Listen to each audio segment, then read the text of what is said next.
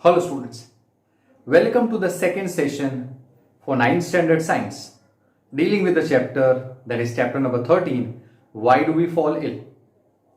Well, up till now we have discussed very well about the health, the term diseases and the various types of the diseases, the various infectious agents and the non-infectious agents.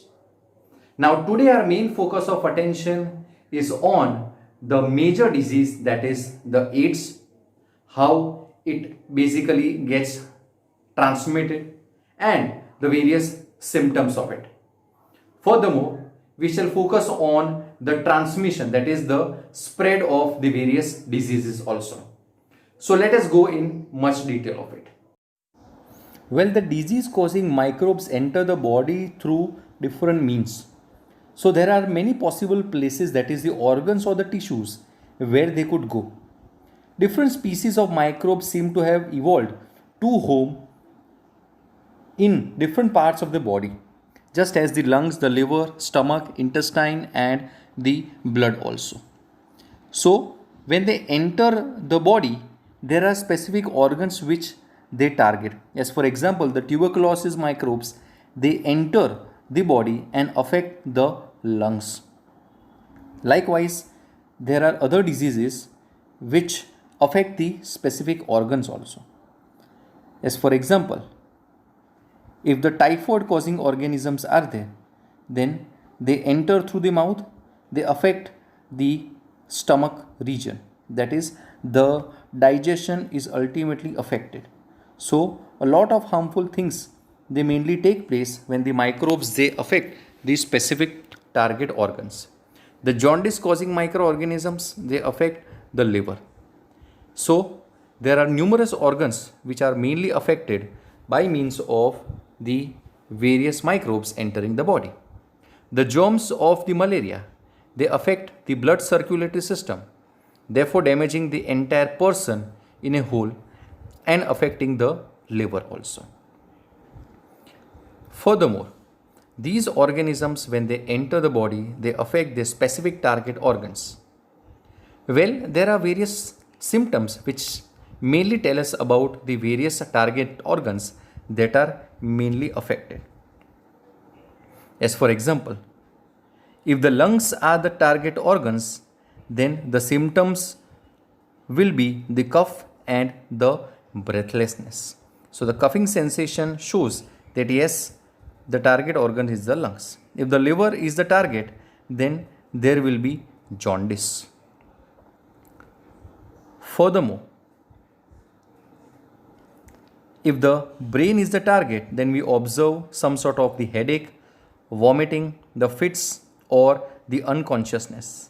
We can imagine what the symptoms and signs of an infection will be if we know what the target tissue or the organ is and the functions that are carried out by this tissue or the organs. Well, the AIDS, that is the acquired immunodeficiency syndrome, one of the most harmful disease that affects almost the entire region of the world. So it is one of the most dangerous disease, and in some cases the tissue specificity of the infection leads to very general seeming effects. As for examples, the HIV infection, that is the virus goes to the immune system and damages its functions. It is mainly caused by HIV, human immunodeficiency virus, and the full form of the AIDS we can observe here, that is the acquired immunodeficiency syndrome. Syndrome means a group of disease. So a person shows the death not only by the virus itself but by the involvement of the reduction of the immune system. So this virus attacks the immune system and damages its respective functions. So the person becomes weak internally and does not show any sort of sign and symptoms of the working properly or working effectively. So many of the HIV infected people, they are affected by other diseases like the common cold, and pneumonia, the diarrhea also.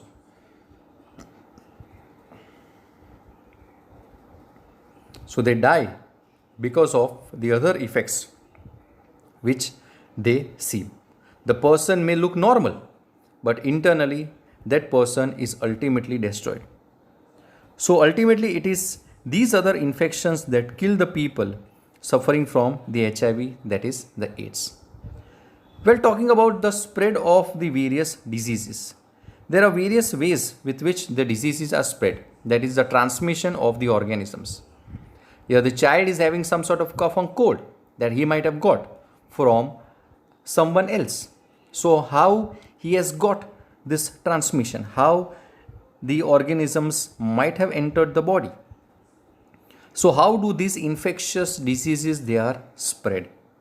Many microbial agents are there, and these have been affected, or the child have been affected by means of the communicable diseases. Well, by the end of this entire discussion, we'll be able to see how the diseases are transmitted. And in the next class, we shall focus on the principles of the treatment and the principles of the prevention of the diseases also. But focusing on how the diseases are transmitted. Such disease causing microbes can enter the body through various means. But how do they spread? There are various ways with which the diseases are spread. That is, the microbes that cause the diseases are spread. So how this child has got the disease? How that child has got the infection? Well, let us go in much detail of it. Well, there are numerous microbial organisms that might have affected the child. And there are various ways. There are common ways of the transmission of the diseases. And these microbes, they are transmitted from an infected person to a healthy person in various ways. Let us observe which are the various ways, either by the direct contact, by the air also, by water, and by the bite of the mosquito, as well as by the other animals too. So, if the person is having the cough or cold, then the diseases can easily spread through the air also. Furthermore,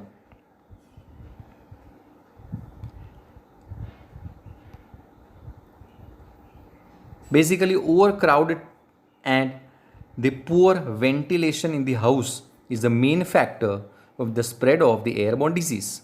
So the droplets, that is the droplet nuclei, which are coming from the nose as well as from the mouth, they might affect the other individuals.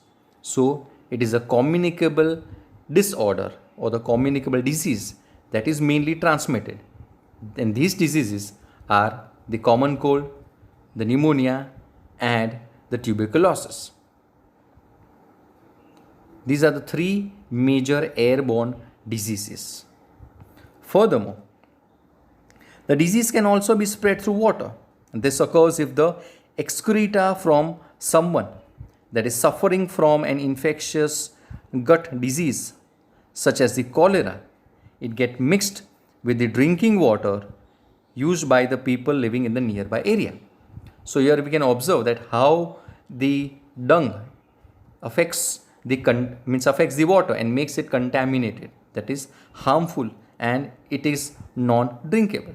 If that water is basically drunk, then it can cause a lot of disease. One of them is the cholera. So such cholera causing microbes can enter the new host through the water, and they drink and cause the disease in them. Such disease, it can also be spread by means of the physical contacts. So the transmission can also take place by means of the physical contact, just as the syphilis and the AIDS. They are transmitted by means of the sexual contacts. Furthermore, however, such sexually transmitted diseases are not spread by means of the various ways. That is, they are not spread by means of the physical contacts. So only the sexual contact is responsible for their spread.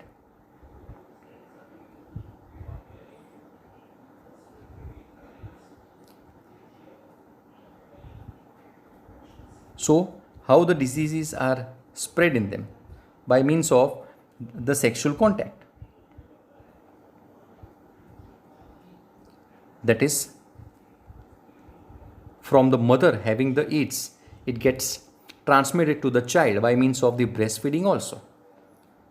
Here we are focusing on the transmission of the AIDS, that is the HIV, by means of the blood transfusion.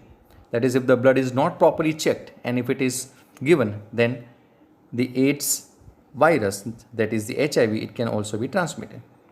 As well as there are various vectors, that is the living organisms that carry the microbes from a sick person to a healthy person. They are said to be the vectors. So through these vectors also, the organisms, they transmit the disease. And these animals, they carry the infectious agents from a sick person to a potential host.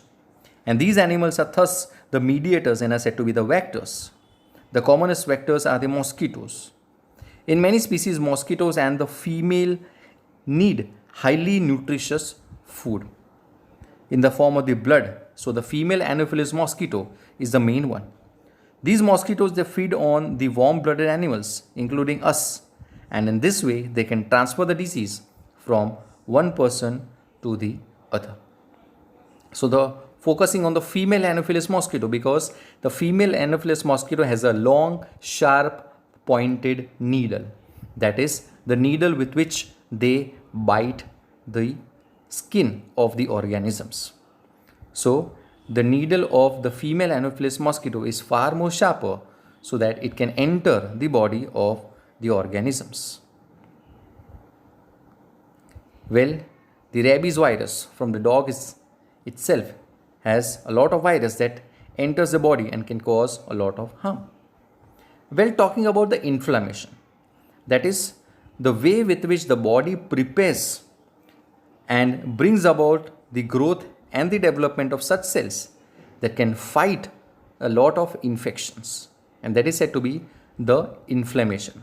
That is, the body prepares itself to generate, basically to create such cells known as the immune cells, which ultimately acts and fights against a lot of foreign substances, that is the harmful substances that enter the body by various means.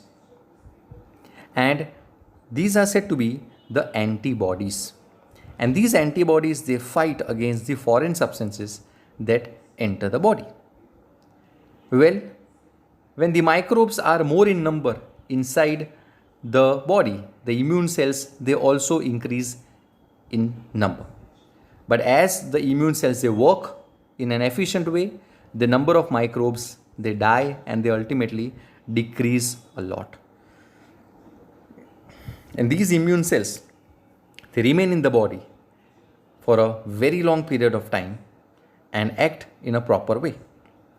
So inflammation is nothing but a process in which an active immune system recruits many cells to the affected tissue to kill the disease causing microbes.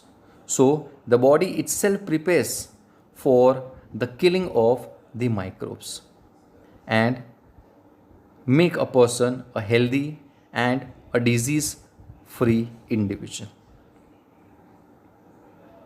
So if the immune systems are strong, then yes, definitely the individual itself is a strong person.